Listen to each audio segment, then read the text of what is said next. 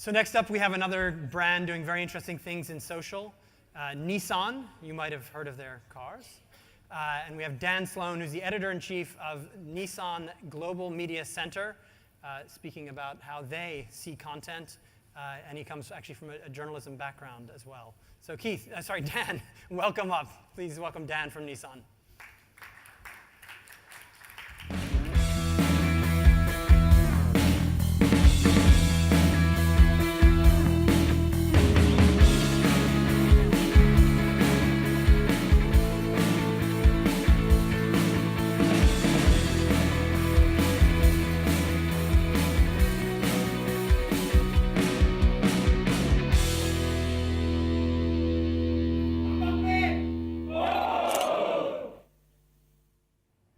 Good afternoon, everyone. I'm Dan Sloan. Thank you for coming today, and I hope to share with you a bit of what we've been doing at Nissan in the Global Media Centers 3 years or so. It's been fascinating for me to see where brands, corporates, and other social media players are in the development of either narrative units or newsrooms themselves.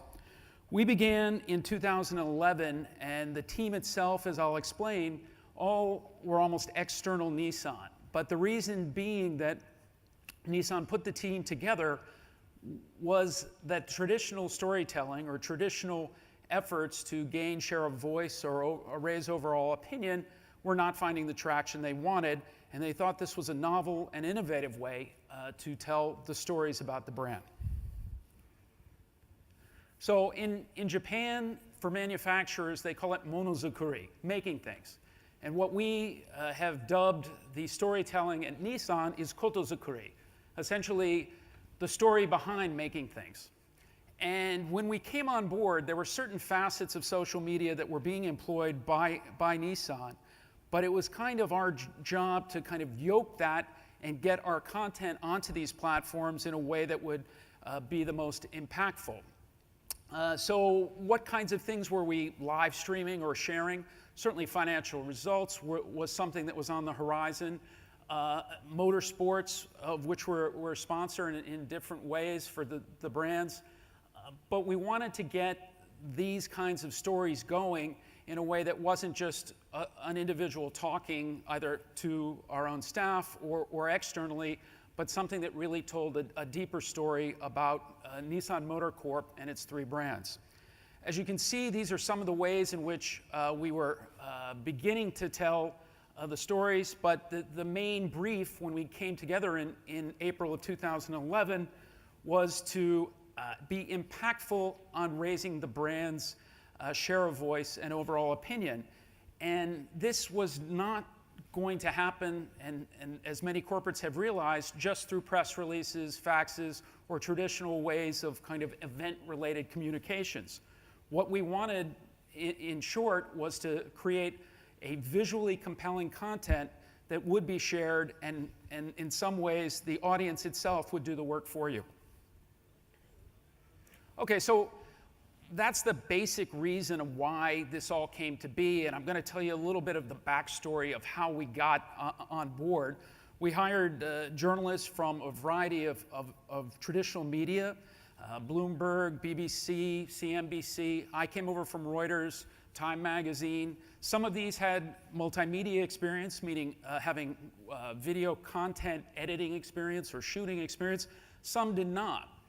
But the basic mentality we went into this venture was that this was not going to be kind of a boutique thing that was somebody's pet project, but was kind of a startup mentality, that we needed to very quickly come together and get content out that was registering and being significant for Nissan in the public eye. As I mentioned, we began in April of 2011, and that was on the heels of the disasters that struck Japan in March. So we had an obvious go-to story very quickly in that we had a factory in the Iwaki area that was very near the Fukushima Daiichi nuclear reactor. It had been shut down, as had all of Japan. And the comeback story for Japan and all of its people, corporates, and everything, how Japan came back online was our initial kind of impactful story that we brought globally. So what would a newsroom do that, say, an external media wouldn't? Well, I think it really is based on access. We can tell stories that traditionally a corporate is not going to share or let down its guard with established media. And if you do it well, you've actually either for your internal or your external audience raised knowledge about what's going on, given consumers more information, and everyone more pride in brand. So if we could look at the next video, I'll tell you a little bit about how that came to be in a physical presence in the studio itself.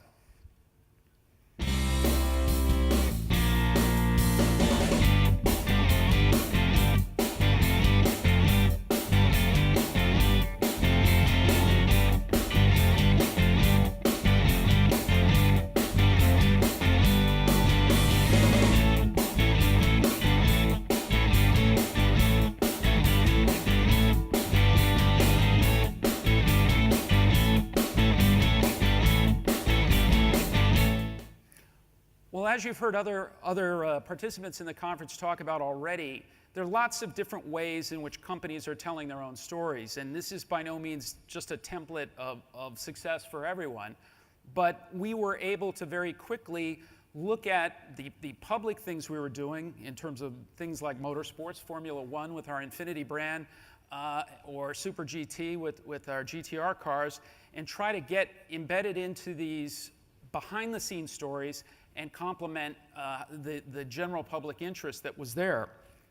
So there are many different ways that this has expanded over the time. What you were just looking at was our physical studio that was built in the summer of 2011. That segment is about 3 years old, and we've cut it just for the purposes of today's presentation. But it's been very useful, as you can imagine, with executive messaging, but VIPs who come in. We do our own programming, both in English and Japanese and Mandarin as well now. And the physical facility is something that kind of gives gravitas to our efforts among the marketing communications team whom we work with in nearly every project. So in the subsequent 3 years, what we have kind of used that is our live center if we're going to do something or our program broadcast or whatever. But primarily our focus has been the creation of videos that are in general about 2 to 3 minutes in length. These are just some. These are almost all car centric. But our most successful has been last year at Nürburgring, where we had a car that broke the production track record for that famed circuit. So, I mentioned that we hired a team of journalists. We've looked at the multimedia stories, but I think the thing that brands or corporates sometimes fail to do is they don't have a very high so what bar for themselves. And the concept behind bringing in perhaps greater editorial production levels and also levels of so what was to not just pump it out, but find something that really would have an audience. And in short, if you're not interested, your audience won't be either.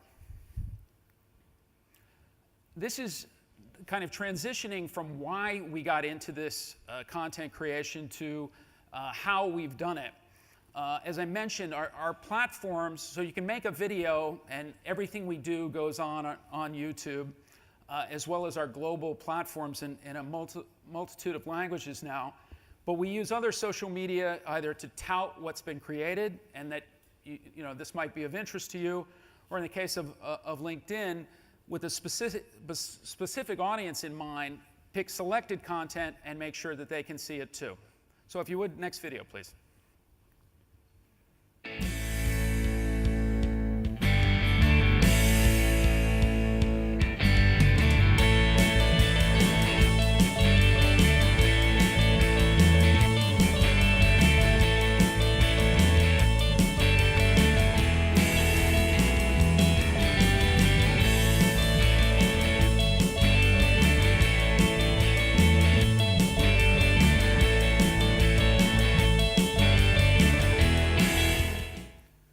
So as time went on, our story obviously was going to get larger than what we could produce out of Japan. We have a Nissan media center that's based in Franklin, Tennessee, near Nashville, where we do most of our North American work.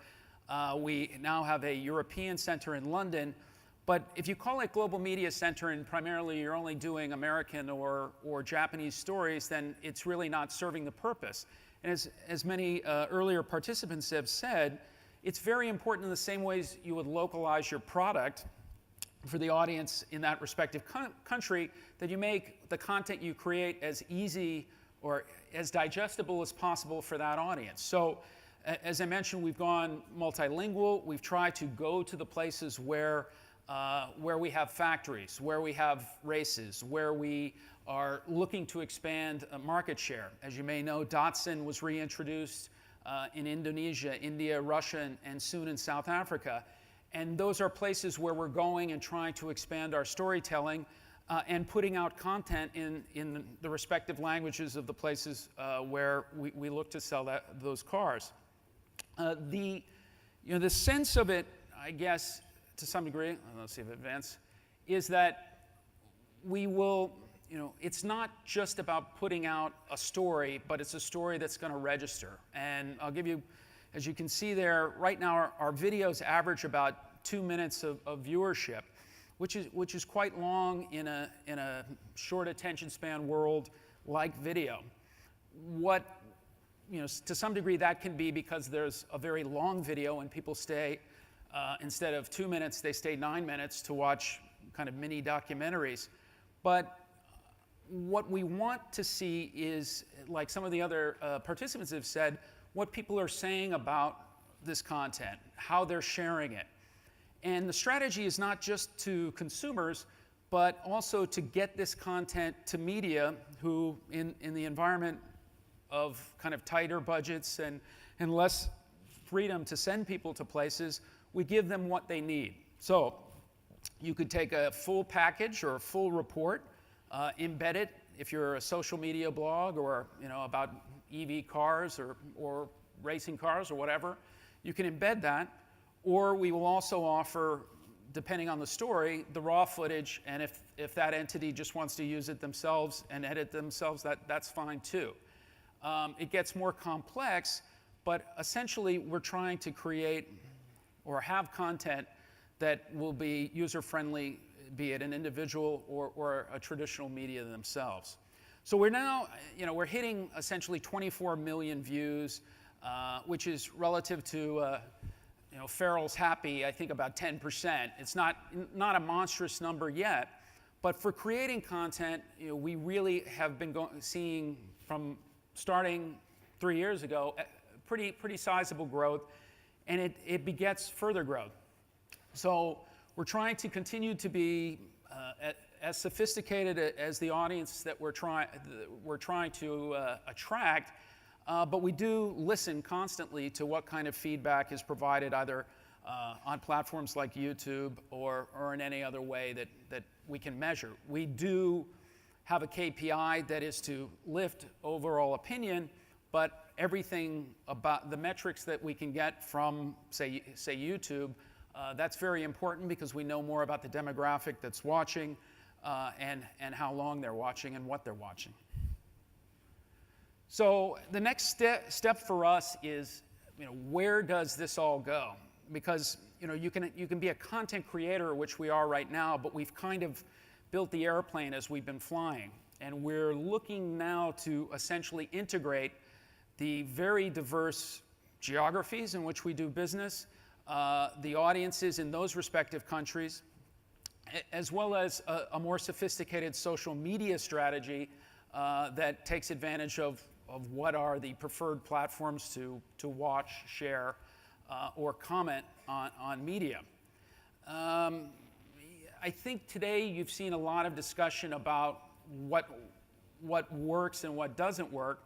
And again, there's no set agenda that we're absolutely satisfied with something.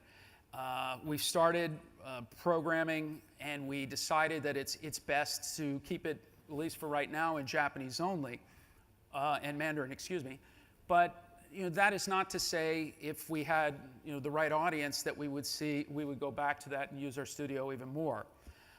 We've created content.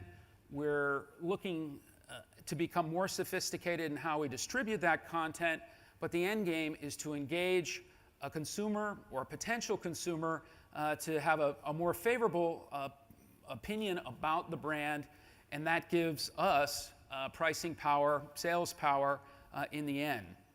So many people, since I've been here, have said, well, can you actually extrapolate because this many views, it means this many car sales? No, it's very difficult to do. But in the return on investment era that we all live in, you could say, well, look, so what exactly is the value of that many views if you compared it to traditional advertising or creative spend? And quite frankly, it pays for itself. So again, I think all corporates and brands will kind of design or tailor their solution to their media strategy in a way that best suits them.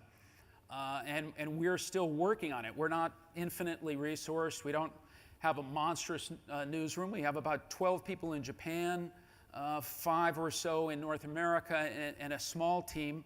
But we've got other teams that are feeding into this in motorsports and other places. So one thing that we've been able to do, and you've seen some of these individuals in the videos, is yoke our existing ambassadors, those that, be they in motorsports, or Usain Bolt, who was an ambassador of excitement for Nissan as well. So we're trying to take advantage of all the opportunities we have. We do a lot of behind-the-scenes content, and in the end, when the comparison is made, is what's the difference between traditional creative content and what a media center video is. And I should clarify that these snippets you're seeing are not, they're just an abbreviated version of what we normally do, which is kind of traditional media presentation with a voiceover or very deliberate soundbite arrangements. We have looked at this as a way to kind of bring the messaging to a larger audience as quickly as we can, but we're constantly revising how this is finding traction or not, and then going after that audience based on that intelligence. So I thank you very much for your time today. I'm going to close with one more video. I'd be happy to chat further outside at the break if you have any further questions. Take care.